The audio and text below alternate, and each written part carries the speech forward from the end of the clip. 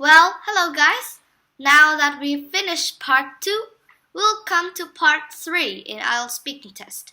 So after you finish the part 2, the longer, you'll do the part 3 and the topic in part 3 is connected in some way with part 2. And if you think that this is hard, well, it doesn't.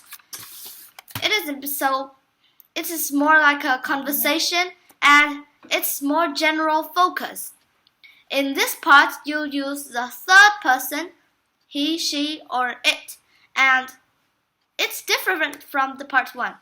The part 1 is just I and my, but in the part 3, you talk about something wider, bigger, like my country, the world, not just I and me. So you say he, she, it, or the people in my country, or everybody. So you say that, and it's more of a conversation style.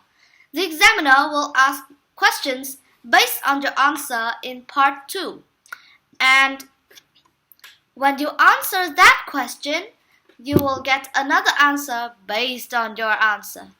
Well, sounds complicated, right? Well, I'll explain it again. You have finished the part 2. Now you go to the part 3 and you answer the examiner's question. And then the examiner will base on that question to ask another question.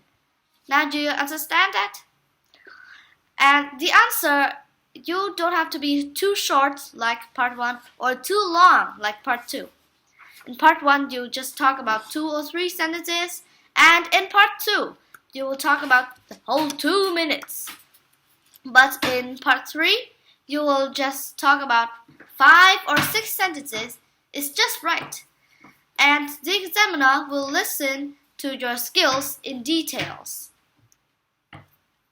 Now let's go to the